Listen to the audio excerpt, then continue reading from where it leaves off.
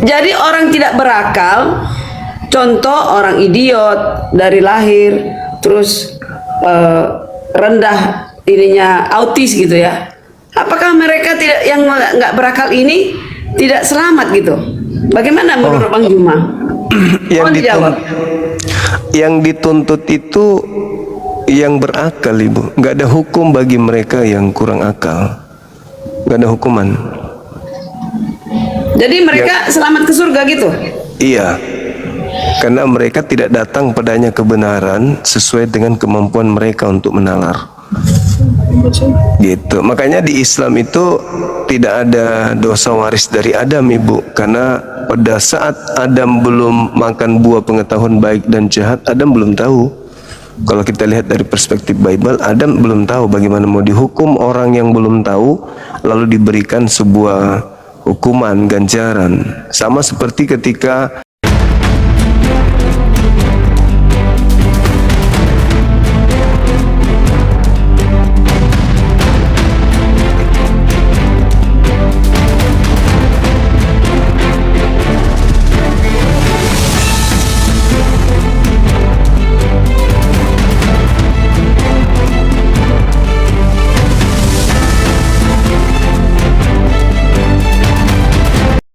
Assalamualaikum warahmatullahi wabarakatuh. Selamat datang di channel Cahaya Debat, tempat kita membahas berbagai topik keimanan dan penuh penghormatan. Pada video kali ini kita akan menyaksikan debat antara apologet Islam dan Kristen yang akan mengupas berbagai pertanyaan penting seputar keyakinan, sejarah, dan kebenaran. Dengarkan dengan pikiran terbuka, ambil pelajaran yang bermanfaat, dan tetap junjung tinggi sikap saling menghargai. Mari kita tonton diskusi dan debatnya sekarang. tersinggung lah Bang kita tadi itu, Bang. Halo, selamat malam. Bang. Selamat malam, berjumpa lagi. Temanku ini yang dari Malaysia. Apa kabar? Ini abang. Ini mobil ribut betul. Nah ini Iya. abang, aku mau bertanya bang. Boleh. Nah, syaratnya orang Kristen masuk Islam itu apa bang? Syaratnya yang paling pertama itu birakal. Birakal dulu. Kalau sudah birakal, semuanya akan indah. Itu dulu, birakal. Kalau maksudnya berakal itu masuk Islam itu kan gampang tuh, tinggal syahadat. Tapi kalau tidak berakal, susah untuk mendalami Islam. Karena Islam itu harus menggunakan akal dalam menelaah setiap jengkal perintah dan larangan. Nah itu di Islam tuh begitu. Karena agama Islam itu agama akal. Begitu bang.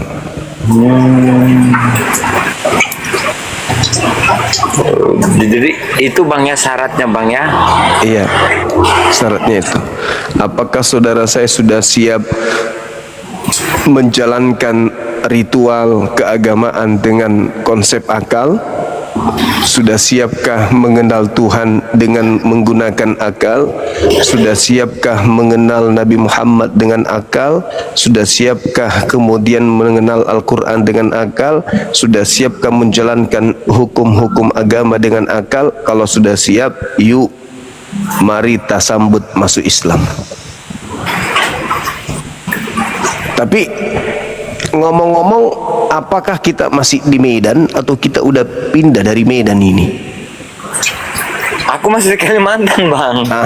Diri lo masih di Kalimantan. Ya udahlah kalau gitu, kalau begitu kita kembali ke dialek Kalimantan kita. Oke, bro? Iya itu.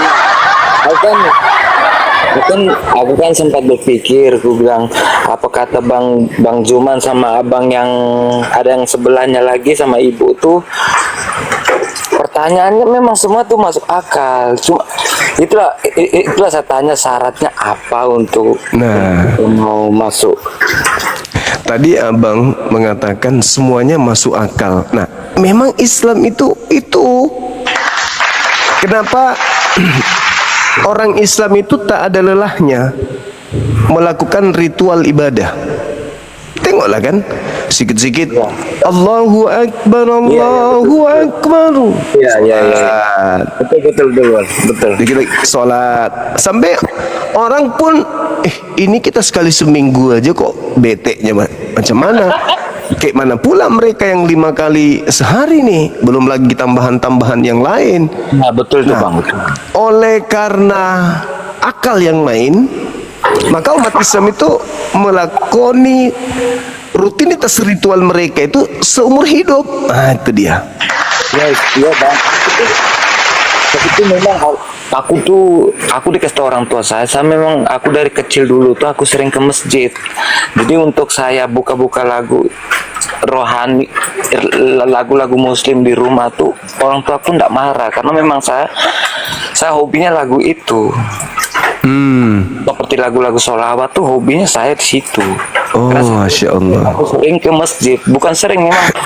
Kemarin tuh saya ikut orang ke masjid, bukan ke gereja tapi ke masjid. Oh, iya. Baguslah, artinya bahwa orang lahir dalam keadaan muslim kan semuanya kita ini. Orang tualah yang membuat kita ke gereja atau kita ke masjid atau ke ini. Pada dasarnya kita lahir dalam keadaan muslim. Apa itu?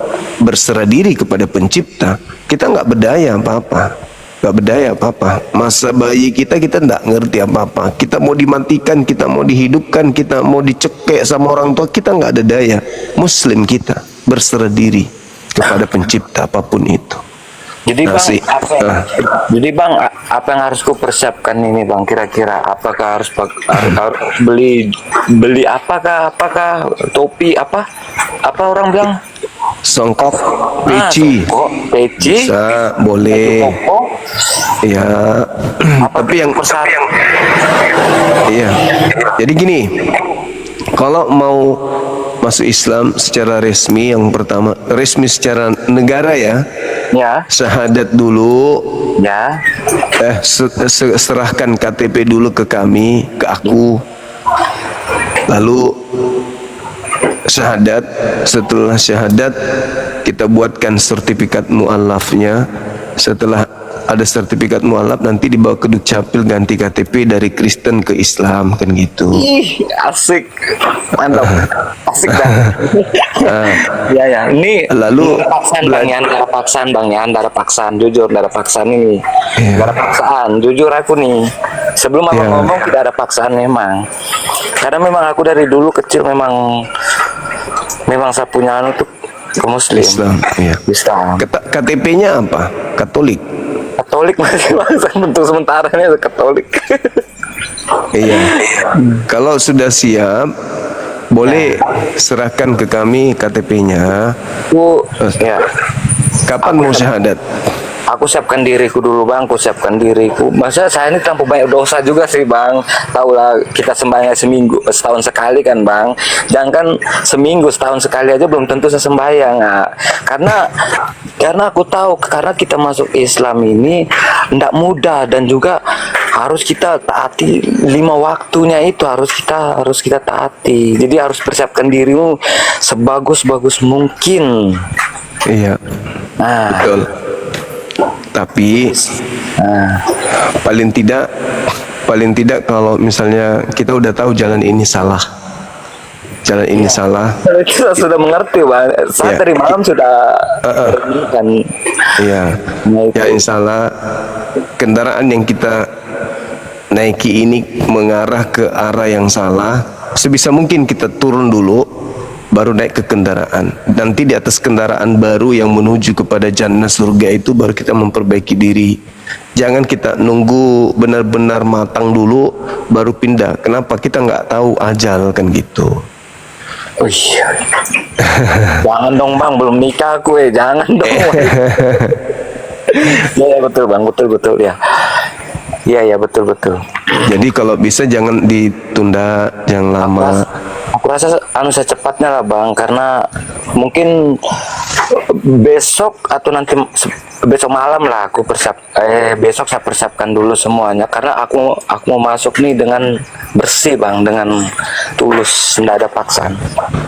Abang sudah sunat belum? Belum bang. Belum. Oh iya. Nanti sekalian disunat aja. Jangan grogi disunat itu, santai aja nya. Paling dipotong pakai gergaji ujungnya. Jangan bang ya. Aduh gigiku sudah ompong bang, belum tumbuh lagi. Orang yang ompong itu orang sehat. Kenapa? Karena oksigen lancar masuk ke paru-paru. Kelebihan itu satu kelebihan. Iya, lanjut.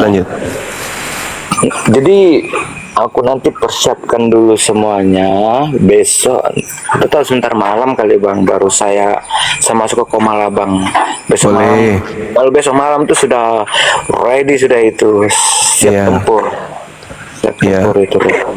Kalau bisa secepatnya setor KTP-nya ke aku dulu, ke DM, lewat DM kan gitu. Jadi Biar aku foto baru saya kirim aja bang ya. boleh. KTP-nya dan tanda tangan di atas kertas putih. Kirim dua-duanya ke kami. Nanti kami persiapkan sertifikatnya, kita buat. Habis itu kita kirim ke alamat abang, ke HP abang, cetak di sana, bawa ke Dukcapil, ganti KTP, gitu. Wih, mudah juga ya. Oh iya. Yang tidak mudah itu menjalani ujiannya. Iya betul sih bang, itulah aku ya betul juga, cuma ya itu mau tidak mau namanya itu satu kehendak yang bagus, apa salah yang kita harus berbuat? Ya, kan diupah dengan surga kan gitu. Iya betul itu bang, ya saya setuju, saya sekali setuju. Mantap lah. Orang tua di mana abangku? Masih di NTT? Enggak, ada di sini semua bang. Oh gitu. Mereka enggak keberatan nanti. Kalau orang tua saya itu enggak ada keberatan. Itu justru sampai orang tua berkata, enggak apa-apa kau masuk, semuanya jalannya ke surga, enggak ada yang ke neraka. Alhamdulillah. Jadi itu kan darah paksaan kan bang. Betul. Nah jadi ya aku sih dengan bangganya. Tapi siap ucoknya dipotong abang. Itu dipotongnya di mana bang? Cuman dikerat sedikit ujung-ujungnya. Jangan grogi. Di rumah sakit boleh bang? Hah? Ya memang di rumah sakit. Masa di pos kamling? Oh, ada tuh hari itu apa sunat massal bang? Sunat massal, cuma aku mau ikut cuma ragu aku. Jangan ikut sunat massal, di situ anak-anak kecil semua. Oh, tapi kan enggak apa-apa bang, namanya kita niatkan tidak jadi masalah. Ya, orang paham pastinya. Oh, ini mu'alaf. Bisa. Nabi Abraham aja usia 80 kok sunat. Iya bang. Berarti habis sunat itu apakah saya foto kirim sama abang atau? Jangan lah, masa mau dipotong? Anda Mau dipotong? Oh enggak lah, itu kan itu rahasia abang dengan Allah. Allah yang tahu. Itu bukan untuk dipublish itu. Sorry bang, maaf bang, maaf. Soalnya punya kita sama, ngapain sama aja pun. Cuman kalau saya kan mirip ular kobra. Abang ular piton. Kalau Pak Bombong cacing sagu. Itu juga aku senang sama Pak yang tadi malam masuk tuh, juga saya senang sama dia tuh. Bagus ngomongnya sama aku. Aku bangga sekali. Ada yang tadi malam saya masuk tuh. Alhamdulillah.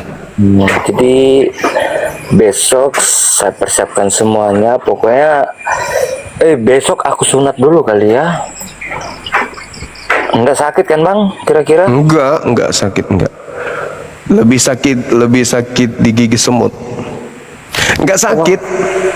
Berapa? Setengah hari tuh bang? Atau satu hari enggak? Enggak. Cuman sebentar kali pun. Setelah disuntik, sudah disuntik, potong, udah selesai. Udah. Habis itu dikasih saus tomat, saus lombok, kasih kecap sedikit, udah sembuh. Udah bang, geli aku langsung bang. Maksudku betadin. Oh betadin, ya lah. Oh, betadin boleh lah. Ya bang. Aku sudah niat sih bang, sudah niat. Betul, asli niat sekali sudah. Nggak ada paksa. Amin, insya Allah. Nanti kalau abang ini udah masuk Islam pakai surban, abang kayak orang Arab, peranakan Arab. Aduh bang, kita punya kulit hitam, bagaimana mau jadi Arab bang?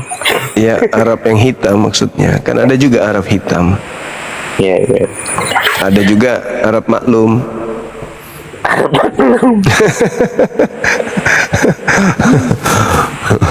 Ya, itulah aku masukkan, aku mau tanya persyaratannya apa aja bang. Kalau memang yang sanggup saya jalani, persyaratan yang sanggup saya lakukan, yang saya sanggup. Kalau persyaratannya anda begitu sulit, bikin apa saya takut? Betul sekali, betul. Benar sekali. Kalau sudah sunat berarti sudah mengikuti Yesus gitu. Enggak lah bang. Yesus kan sunat. Ya tapi kan enggak mengikut ajarannya lah bang. Yesus itu Muslim abangku. Oh iya kah bang? Yesus itu bukan Kristen. Yesus tidak ngajarin Kristen, Yesus ngajarin Muslim. Ketundukan kepada Tuhan. Itulah ajaran Yesus. Yesus itu syahadat. Yohanes 17 nomor 3. La ilaha illallah inni Rasulullah. Hidup kekal itu adalah mereka mengenal Engkau satu-satunya Tuhan yang benar dan mengenal Yesus Kristus yang Engkau utus. Itu Yesus itu mempersaksikan syahadatain untuk hidup kekal mendapatkan surga, itu syahadatain syaratnya. Iya bang. Yesus sholat, Matius 26 nomor 39. Iya, begitu abangku. Iyalah bang, terima kasih atas informasinya. Sebentar, besok malam baru saya secepatnya saya kabar ya bang. Oke. Entah pagi, entah siang, entah sore saya kabar ya bang. Aku Oke. dema bang nanti. Oke, KTP-nya utamanya abang ya. Siap abangku, siap. Terima kasih atas. Makasih saudaraku. Abangku. Ya. Aku enggak apa-apa kan bang. Aku mengucapkan assalamualaikum, enggak apa-apa kan? Enggak apa-apa, enggak masalah. Oh iya bagus. Oke lah, bang. Terima kasih. Assalamualaikum. Waalaikumsalam warahmatullahi wabarakatuh. Amin. Makasih ya bang. Kasih. Alhamdulillah. Beliau sudah Muslim. Halo, selamatkan malam saudara, selamat malam. Apa kabar saudaraku? Selamat malam. Lagi di mana posisinya? Halo, selamat malam. Silakan. Halo. Dek nama teluk HP tibu nai. Kalau mau kutana. Dan mau koi. Bisa apa tidak bicara? Sampai timun mati roh. Ni itu tercakar duduk no, dan remosi di no papo. Gaji. Alhamdulillah kita mendapatkan calon saudara. Halo, selamat malam. Loncat dia turun. Tapi teman-teman, Pak Leo itu trauma berat tuh. Kasihan juga saya lihat dia live-nya tuh. Trauma berat dia sama aku. Alamak. Kasihan juga aku tengoknya.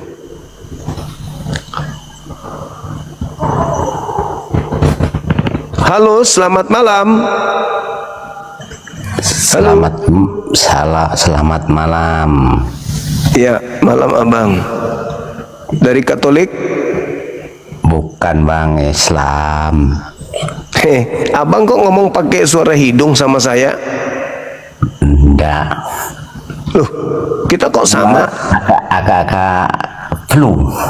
Oh, abang flu. Bagus lah. Kalau aku nggak flu, memang aku kalau ngomong lewat hidung, abang.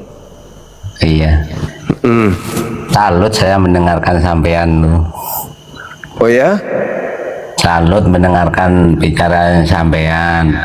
Kok bisa kalut? Orang mana itu tadi masuk Muslim itu tadi? Dapat Yang tadi itu? Tadi. Yang mana, bang? Itu tadi orang mana tadi? Orang Madura. Kalau saya orang Jawa Timur. Oh, iya iya iya. Itu tadi kan dapat teman satu. Apa Oh, iya, yang iya. mau masuk Islam itu tadi. Oh iya iya iya. Alhamdulillah. Alhamdulillah. Abang nggak mau dibarter? Ya, Nggak mau dibarter, abang? terserah kalau saya. Hah? Barter gimana? Abang dibarter pindah tempat dengan abang tadi itu. Pindah agama? Iya. Ya nggak Tukaran. mau lah bang. Oh, nggak mau. Nanti saya dimarahin sama ustadz saya bang. Kok dimarahin? Nggak, bukan dimarahin sama Allah gitu. Iya, ya itu kan jurusan ke Allah juga masih ustadz. Oke, bang. Iya. Ada lagi? Selamat malam, Assalamualaikum. Waalaikumsalam. Dari mana abang ini? Katolik, Protestan? Ortodok, saya dari Ortodok. Ortodok. Iya iya. Iya. Boleh buka kamera abang, kita diskusi. Kebetulan lampu gelap sih. Nggak apa-apa. Bukan lampu gelap. Memang belum bisa buka kamera. Iya. Pengikutnya baru beberapa orang tuh. Iya, makanya belum bisa buka kamera, Bang Juma. Iya iya. Ortodok. Iya. Ortodoks. Tadi orang Katolik yang baru masuk Islam ya, Bang ya? Kelihatannya iya. Oh, alhamdulillah lah, Bang ya. Alhamdulillah. Kita sapa dulu teman kita ini. Halo saudara Colok. Apa Halo, kabar? Colok. Aku ikut-ikutan bilang Colok, nanti marah dia. Halo, selamat. Ya, Bang. Iya, itu dia makanya. Halo, selamat malam. Loh, di sampah kok malah tutup? Iya, Abang. nggak mau ngomong kali dia, Bang Juma. Iya, tengok. Halo, dari mana? Ortodok juga? Dibuka mic-nya, Bang. Alamak, mak. Wah. Wah. Gak sopian. Dari mana, Abang? Katolik, Protestan?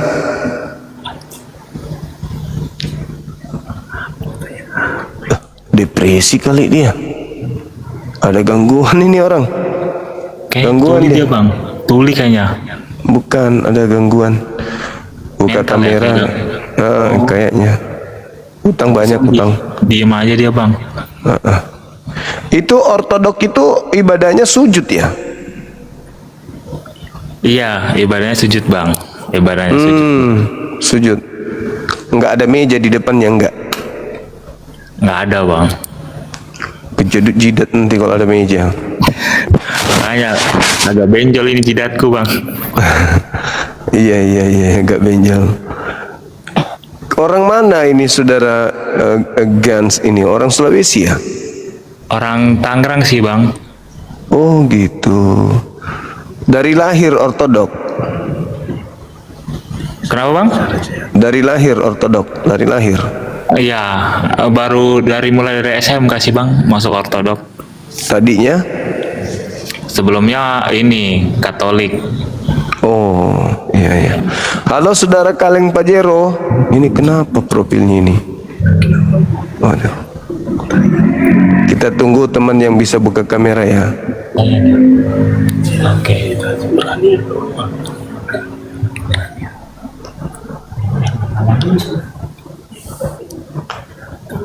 Bang, mau nanya bang. Apa itu? Sempat aku dapat berita dari temanku. Iya. Dia bilang begini. Di ajaran dia ya, dia bilang katanya mau nanya sih, apakah di Islam diajarkan pembantaian ya bang ya? Pembantaian? Tidak ada aja. Dia dapat informasi dari mana lagi tuh? Nggak ada di Islam pembantaian. Ada katanya sejarahnya bang. Oh, berbicara masalah perang. Iya, sejarahnya di Al-Nadri bin Al-Harith ayat serupa Al-Quran gitu. Apa itu? Ini di Al-Narin kalau kata teman saya bang. Ada ayat-ayat perang di dalam Al-Quran itu ada.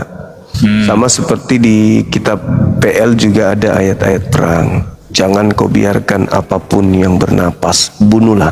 Itu ada ayat-ayat kayak gitu. Tapi kalau di Islam itu ada penggarisan orang-orang yang bisa dibunuh, yaitu mereka yang memerangi kita dan memang situasinya tidak bisa damai. Gitu. Makanya di dalam Al-Quran surah Al-Maidah ayat 32, barang siapa yang membunuh satu jiwa, itu sama halnya dia membunuh seluruh manusia. Gak boleh. Tanpa alasan yang dibenarkan itu gak boleh. Halo Ibu Karyana. Selamat subuh Ibu. Ya, Gak ada bawa pendeta, pastor, gak ada. selamat pagi. Pagi juga. Salam sehat Bang Juma. Iya. Nggak Ibu, jadi-jadi ya makasih. kita ini ya. Boleh nggak usah pakai ini on cam. Bukalah supaya semangat teman kita dari ortodok. Ortodok. Iya. Kenapa nggak buka kamera ortodok? Kok aku yang buka? Belum Nggak bisa dia. Pengikutnya masih sedikit pengikutnya dia. Iya, lagi pingin jadi pengikutnya Bang Juma, tapi susah. Baru 10 orang, baru 10 pengikutnya, Baru main akun TikTok baru. ya? Baru main TikTok. Iya, baru main TikTok, baru ya mau kenal-kenal TikTok sih. Mau kenal TikTok. Mau syahadat. Kami percaya ini Yesus. Iman kita kuat, nggak kayak iman yang tadi. Iya. Kami. Iya, yang tadi yang Abang Juma masukin Islam kan itu emang imannya kurang, makanya dia lemah. Bukan imannya kurang, saudaraku. Dia lebih dominan ke akal daripada iman, gitu. Ke akal dia mainnya, karena Islam itu memang agama akal. Beda dengan saudara punya kepercayaan itu iman. Nah, itu Bang Juma saya mau tanya. Itu Ustadz Miftah, Bang Juma, terus Kian Santang, Iya. hampir semua selalu menonjolkan tentang hal berakal. Kami itu mengutamakan akal katanya kan. Saya mau tanya Bang Juma. Iya Bu, silakan. Jadi orang tidak berakal, contoh orang idiot dari lahir, terus rendah ininya autis gitu ya. Apakah mereka yang nggak berakal ini tidak selamat gitu? Bagaimana menurut Bang Juma? Yang dituntut itu yang berakal, Ibu. Nggak ada hukum bagi mereka yang kurang akal. Nggak ada hukuman. Jadi mereka selamat ke surga gitu? Iya. Karena mereka tidak datang padanya kebenaran sesuai dengan kemampuan mereka untuk menalar. Gitu. Makanya di Islam itu tidak ada dosa waris dari Adam, Ibu. Karena pada saat Adam belum makan buah pengetahuan baik dan jahat, Adam belum tahu. Kalau kita lihat dari perspektif Bible, Adam belum tahu bagaimana mau dihukum orang yang belum tahu, lalu diberikan sebuah hukuman, ganjaran. Sama seperti ketika ada orang gila misalnya, diajarkan sholat, puasalah kau. Bagaimana mau puasa dia gila? Karena dia nggak tahu. Nah makanya orang yang waras, ada akalnya, tapi tidak difungsikan, Al-Quran mengatakan waliyatazakkara ulul albab, mereka lebih rendah dari hewan. Karena punya akal, dia tidak gila, dia waras, tapi tetap saja tidak digunakan akalnya untuk menemui Tuhannya, malah menuhankan sesamanya atau menuhankan benda dan seterusnya. Gitu Ibu. Kok jadi beda-beda? 2 hari yang lalu Ustadz Miftah bilang itu Bu, orang-orang idiot, terus orang-orang seperti orang jompo, udah tua, nggak rendah akalnya. Allah sendiri menanyai mereka, bertanya tentang dosa-dosa mereka. Ya apa mau dijawab? Orang nggak ngerti. Terus katanya, lalu mereka disuruh ke neraka. Setelah ke neraka, lalu nerakanya dingin. Gimana sih? Nggak ngerti saya. Itu apa itu dibilangnya kayak gitu? Aku Iya baru Ustaz dengar. Miftah bilang gitu, benar. Kok bisa? Masa sih? Ya ampun, mungkin ada rekamannya nanti. Ntar saya tunjukin. Ya begitu Bu Karyana katanya. Gimana sih neraka tiba-tiba jadi dingin? Akan beda-beda jadinya kan? Tuh. Iya, saya baru dengar juga itu. Berarti ilmu Bang Juma beda sama ilmu Ustadz Miftah. Ustadz Miftah, siapa lagi di situ ya? Ada di roomnya Pak Arif. Aku hampir tiap malam di tempat Pak Arif. Gitu. Kalau kaidah Islam itu baku dia Bu, baku bahwa tidak ada hukuman bagi orang-orang yang tidak mengetahui. Tidak ada hukum bagi orang yang lemah akal. Bagaimana mau diberikan hukuman kepada mereka sementara mereka nggak tahu? Dia nggak diikat oleh syariat karena mereka itu ini tidak seperti kita.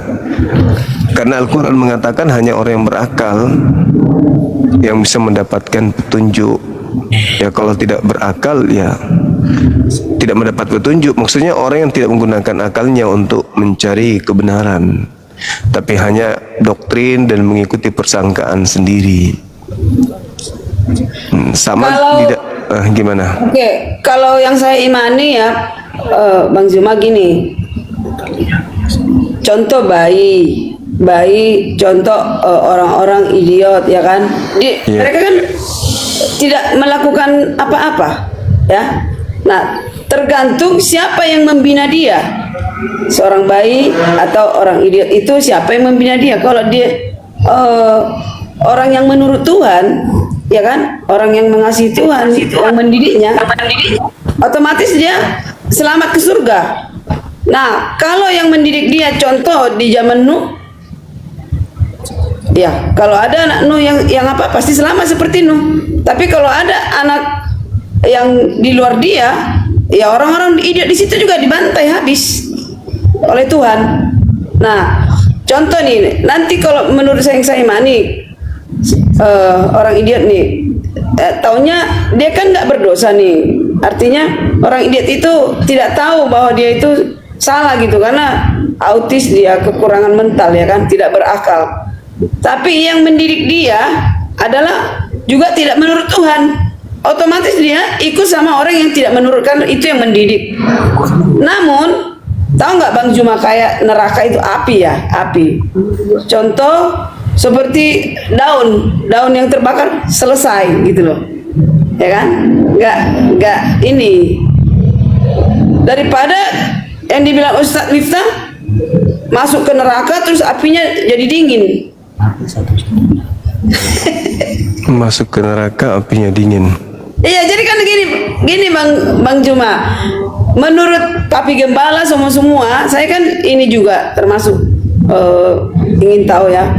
Papi Gembala, rata-rata umat Muslim katakan bahwa semua umat manusia ini akan mengalami ke neraka dulu semua, dicuci dulu di neraka.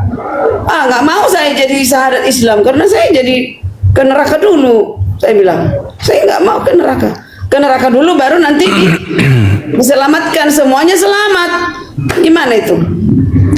Sebenarnya kalau agak berat menelaah Quran tentang neraka, surga, baiknya saudara kami Kristen itu berpatokan kepada 1 Korintus 3 aja, nomor 13 sampai 15, di mana di situ dikatakan bahwa semua pekerjaan manusia itu akan diuji dengan api, akan dimurnikan dengan api. Maksudnya gini, kalau kita melihat di dalam Al-Quran surah An-Naziat, uraiannya dari ayat 34 sampai seterusnya, kita itu akan mendatangi, melewati neraka. Jadi surga di sebelah sana, neraka sebelah sini, kita start dari sini, Bu. Jadi kita lewat tuh. Pekerjaan kita ketika di dunia itu disensor. Ketika pekerjaan kita itu adalah pekerjaan yang cocok dengan api, maka kita akan turun. Tapi kalau tidak, kita akan terus ke surga. Begitu gambaran Al-Quranul Karim dalam surah An-Naziat itu. Sama seperti di dalam 1 Korintus 3, semua pekerjaan manusia ketika dia hidup di dunia itu akan diuji dengan api. Nah, makanya lewat kita di atas, siapa yang kemudian perbuatannya di bumi itu melakukan sesuatu tindakan yang melanggar perintah Tuhan, itu akan bunyi, jatuh istilahnya. Kan jatuh di sana. Tetapi yang tidak langsung bergerak ke surga. Seperti itu. Jadi kalau ada umat Islam mengatakan semuanya akan masuk ke neraka, itu salah, itu keliru. Memang ada, Ibu, memang ada yang ke neraka, singgah di neraka. Tetapi selama mereka tidak musyrik, selama mereka tidak menduakan Allah, maka mereka tetap saja akan masuk ke surga setelah mereka mengalami pencucian.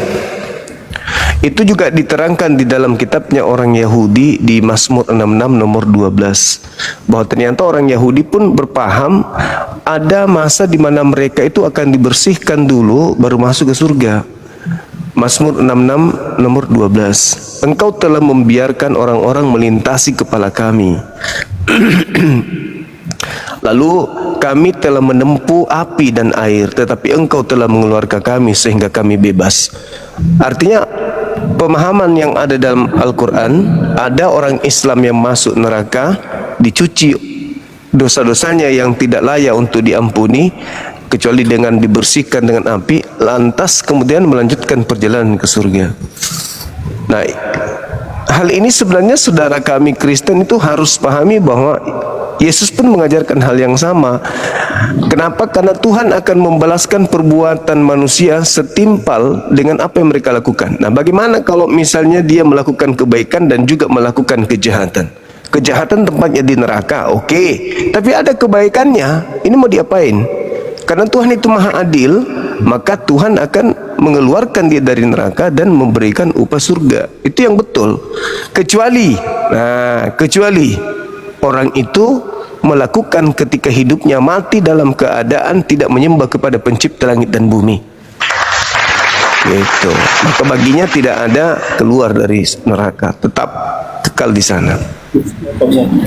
Di 1 Korintus berapa tadi, Bang Juma? 3. 1 Korintus 3 ayat berapa? 13 sampai 15.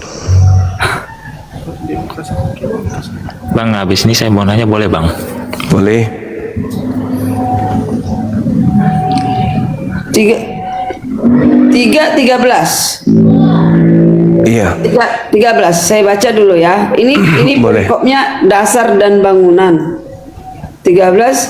Sekali kelak pekerjaan masing-masing orang akan nampak, karena hari Tuhan akan menyatakannya, sebab ia akan nampak dengan api, dan bagaimana pekerjaan masing-masing orang akan diuji oleh api itu.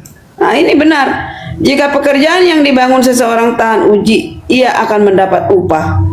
Jika pekerjaannya terbakar, ia akan menderita kerugian. Tetapi ia sendiri akan diselamatkan, tetapi seperti dari dalam api. Tidak tahukah kamu bahwa kamu adalah bait Elohim dan bahwa roh Allah diam di dalam kamu? Ya, kita sendiri adalah bait Tuhan, ya kan? Diri kita sendiri. Iya. Jadi hampir mendekati yang dibilang Bang Zuma tadi disensor. Namun kalau kami Bang Zuma, ada seorang nabi yang bisa menjelaskan ini semua. Jadi pengadilan itu ada dua macam, kepada orang mati dan kepada orang hidup. Nah, kepada orang hidup itu juga ada dua macam, yaitu buah-buah pertama dan buah kedua. Buah pertama adalah orang yang mengenal kebenaran, buah kedua adalah yang belum mengenal kebenaran, mereka akan dikabari oleh 144.000. 144.000 adalah penjala dan pengabar Injil yang jumlahnya 144.000 bisa mengabar Injil ke seluruh dunia. Hasilnya itu adalah buah kedua. Begitu Bang Zuma. Ada di Wahyu itu yang saya maksud tadi mau kita bahas, tapi karena udah malam, besoklah kita sambung. Ini cerita santai lah dulu ya. Terus ini Bang Zuma, Liz Gans mau gantian atau gimana? Saya banyak mau bertanya nih tentang perikop ini. Coba saya mau tanya sedikit aja ke Bang Zuma. Siap.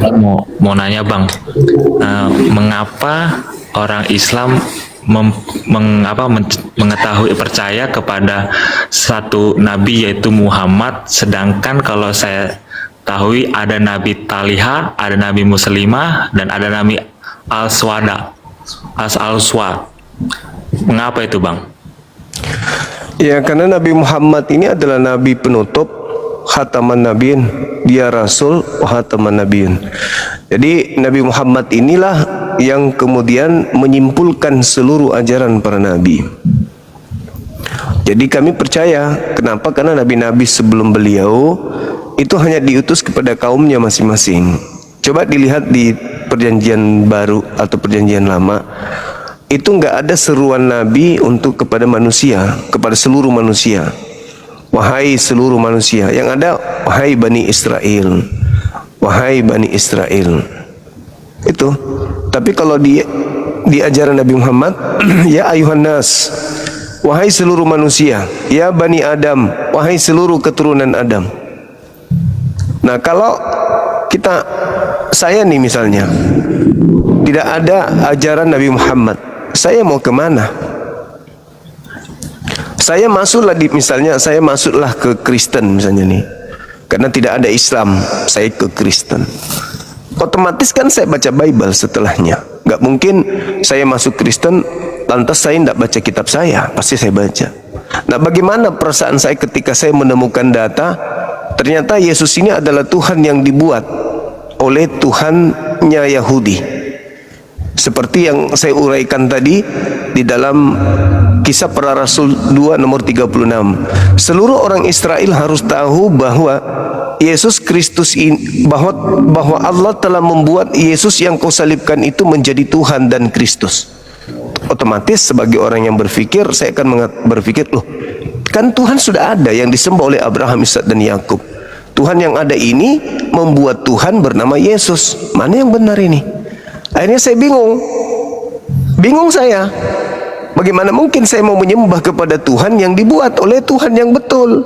Terus saya pasti membaca apa reaksi orang setelah mendengarkan Yesus ini dibuat menjadi Tuhan oleh Tuhan Elohim. Apa reaksi mereka? Ternyata mereka panik, bertanya kepada Petrus, apa yang harus aku lakukan wahai Petrus? Apa katanya di Data 40? Berilah dirimu bertobat dan selamatkanlah dirimu dari angkatan jahat ini. Berarti Yesus dibuat menjadi Tuhan untuk orang-orang jahat. Otomatis saya akan keluar lah. Lantas saya kemana? Saya cari agama yang mana? Makanya Nabi Muhammad itu disebut penghibur karena beliau adalah penghiburan bagi alam semesta. Beliau diutus untuk alam semesta. Kafatan linnas, seluruh umat manusia dia diutus. Maka saya nggak bisa masuk mengikuti terus agama Kristen karena ya bertentangan dengan akal saya.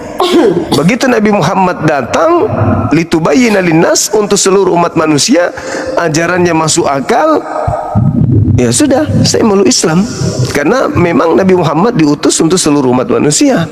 bukan hanya satu kelompok saja. Misalnya Yesus hanya untuk Bani Israel, Nabi Musa untuk kaumnya Bani Israel, Nabi Muhammad untuk seluruh manusia.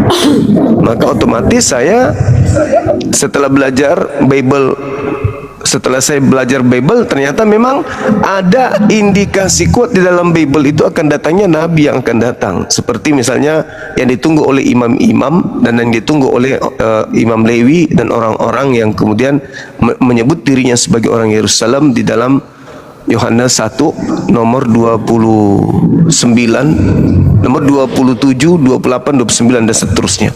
Begitu juga di KPR 3 nomor 22, 23. Bukankah dalam kitab Taurat Musa tertulis bahwa Tuhan akan mengutus seorang nabi yang sama seperti Musa, dan akan terjadi siapapun yang tidak mendengarkan nabi itu akan dibasmi dari umat kita. Tuh. Berarti otomatis ada nabi setelah Yesus. Ada nabi yang akan datang, yang ditunggu.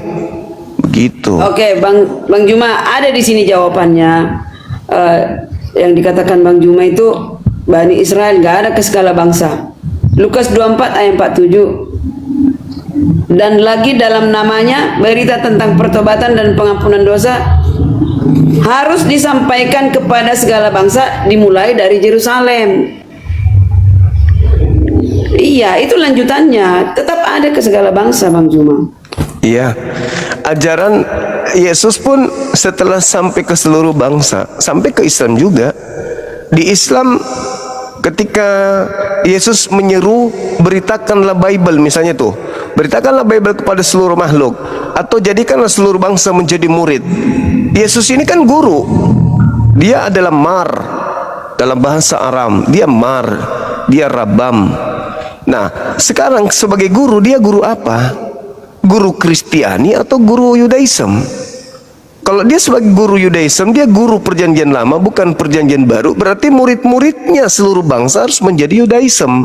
Nah, ketika menjadi Yudaism, artinya lagi-lagi mendudukkan Yesus sebagai rasul utusan Tuhan. Karena orang-orang Yahudi menolak Yesus, bukan menolak ketuhanan, tapi menolak kemesiasan, menolak kerasulan dia, bukan menolak ketuhanan dia. Karena nggak mungkin Yesus mengajarkan dirinya Tuhan.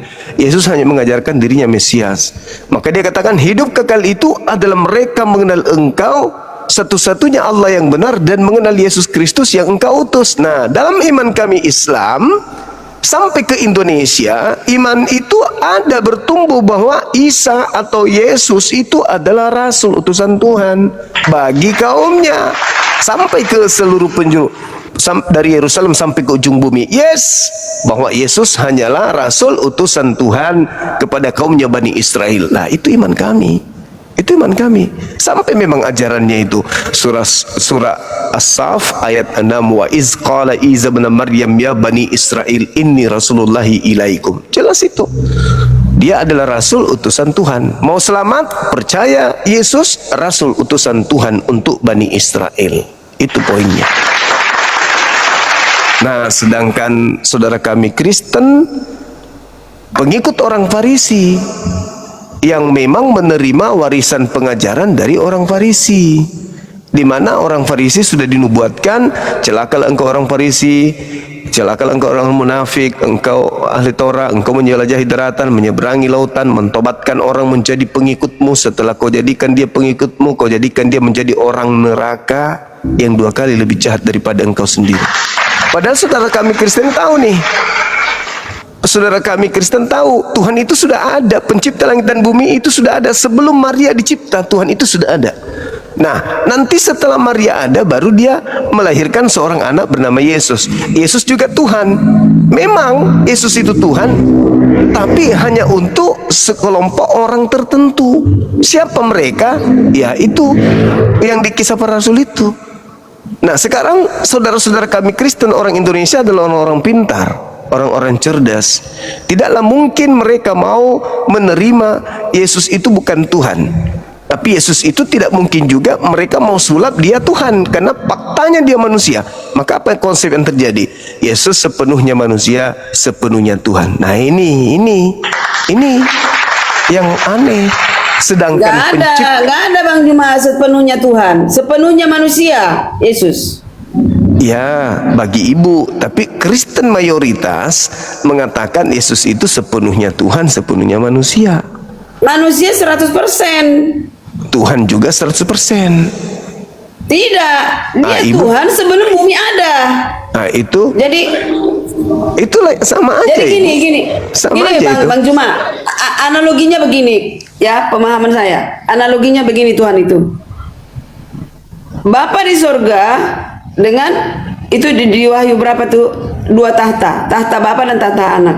Nah, mereka bersepakat ini, Bapa di surga mengutus anaknya ketika bumi ini, bumi-bumi lain tidak seperti bumi ini, karena bumi ini aja yang dicobai, yang tidak lulus oleh iblis. Iblis sasarannya ke bumi ini. Nah, gini Bang Juma, analoginya gini. Ada kawanan domba, ya kan? Ada kawanan domba atau kambing lah. Kita bilang, kawanan domba ini, saya nih pesulap nih, serba bisa. Contoh nih, saya pesulap, ya kan? Serba bisa, bisa saya buat jadi apa saja. Kalau ada domba saya, udah tahu di depan sana akan ada jurang, lalu saya memberitahu domba itu bagaimana caranya. Saya pesulap, saya menjadi domba itu dan saya bicara, oi, itu di sana ada, jangan jalan dari sini jalannya. Seperti itulah Yesus. Bagaimana Tuhan, ya, berikut juga Bapa di sorga menerjemahkan ke manusia akibat dosa dalam maut, harus lahir seorang, yaitu anaknya yang tunggal. Akulah jalan dan kebenaran. Hanya dia yang bisa di semesta alam ini datang dari surga menerjemahkan kepada manusia bagaimana penurutan seorang manusia supaya mengerti, oh ini dosa, ini tidak. Itu yang dimaksud orang Islam berakal. Nah, berakal tadi bisa membedakan mana yang baik, mana yang buruk.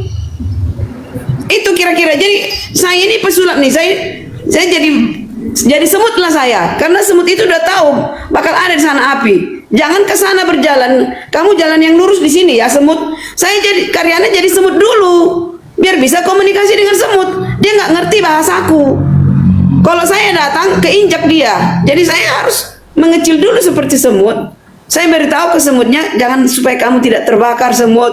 Jadi sebenarnya saya ini seorang pesulap yang hebat, bisa merubah semuanya. Jadi saya berubah wujud jadi semut. Nah, seperti itulah Tuhan berubah wujud, harus lahir dari manusia dosa. Nah, ini yang kadang-kadang orang tidak mengerti. Dibilang Maria manusia suci, benar. Maria itu perempuan suci dalam keperawanan, tapi tetap dalam manusia dosa. Nah, ada yang menuhankan Maria, bukan menuhankan objeknya adalah Tuhan yang datang melalui Maria. Itu adalah sebagai sarana Tuhan untuk, ya nggak mungkin dong dia blok gitu turun ke bumi, harus melalui yang benar-benar alami, masuk akal gitu loh. Begitu Bang Juma. Jadi ini orang Kristen juga, makanya dibilang Tuhan mengatakan di mulutmu berkata Tuhan Tuhan, tapi kelakuanmu tidak sesuai dengan perkataanmu. Kira-kira gitu Bang Juma. Silakan. Makasih. Iya. Saya sangat paham karena sudah terlanjur Yesus itu dituhankan. Maksudnya dianggap Tuhan yang turun ke bumi. Maka salah satu cara untuk menarasikan itu dengan pola sederhana yang tidak semua orang bisa terima itu. Kalau di Islam, seirama dengan penjelasan ibu tentang tentang Yesus, di Islam itu seirama dengan itu, pencipta langit dan bumi yang maha kuasa menciptakan manusia tanpa ayah. Bagaimana kemudian tugasnya? Tugasnya memberikan contoh kepada manusia untuk melakukan apa yang seharusnya dia lakukan. Supaya dia dipercaya bahwa dia adalah utusan Tuhan, maka dia diberi kuasa untuk melakukan mukjizat. Nah, setelah diperlihatkan mukjizat di hadapan manusia, diberikan kemudian bukti kenabian, diberikan bukti mukjizat, kekuatan dan tanda dahsyat kepada mereka. tetap saja tidak beriman kepada utusan Tuhan tersebut, maka Tuhan mengatakan farikan hada wa farikan hakka alaihimud dalala. Sebagian manusia itu memang sudah pantas mendapatkan petunjuk dan sebagian sudah pantas menjadi sesat. Nabi diutus, Nabi diangkat kembali. Tetapi kalau Tuhan yang turun lalu ditolak dia oleh makhluknya, maka Tuhan ini gagal menjalankan misi, nggak layak dijadikan Tuhan. Tapi Tuhan kami nggak begitu. Tuhan kami menyerahkan wakulil haqqu mir rabbikum, wahai manusia, semua kebenaran telah aku turunkan ke bumi. Barang siapa yang mau beriman silakan, yang tidak mau beriman silakan. Dikasih kita kehendak bebas. Bukan dia yang turun ke bumi menjadi manusia lalu ditolak oleh manusia, bahkan dibunuh oleh manusia, bukan. Contoh apa yang bisa diperlihatkan oleh Tuhan turun ke bumi dibunuh oleh manusia? Oh, kita juga boleh bunuh diri demi untuk menyelamatkan orang lain. Bukan begitu polanya. Kalau ibu menarasikan dengan narasi sederhana tentang Tuhan seperti itu, Tuhan itu maha pengasih, dan sudah pasti Tuhan itu pengasihnya bukan hanya kepada manusia. Tuhan pengasih kepada makhluk lain. Nah, makhluk lain masing-masing punya ancaman sesuai dengan kadar kehidupan mereka, sesuai dengan habitat mereka. Ada habitat sebagai seekor ular, ada habitat sebagai cacing, ada habitat sebagai binatang buas, dan seterusnya. Karena Tuhan maha pengasih, kalau pola yang ibu sederhanakan seperti itu, maka Tuhan ibu pun harus turun menjadi ikan duyung. Kita telah menyaksikan bagaimana apologet Islam dan Kristen menyampaikan argumen dengan keyakinan mereka masing-masing. Perbedaan yang ada bukan untuk memperkeruh suasana, tetapi menjadi ruang untuk saling memahami dengan lebih dalam. Semoga diskusi ini menambah wawasan kita dan mendorong kita untuk mencari kebenaran dengan hati yang jujur dan pikiran yang terbuka. Terima kasih sudah menyaksikan sampai akhir. Jangan lupa like, share, dan subscribe agar channel ini terus berkembang dan menghadirkan diskusi apologet Islam yang bermanfaat. Sampai ketemu lagi dan nantikan video-video diskusi dan debat apologet Islam selanjutnya. Assalamualaikum warahmatullahi wabarakatuh.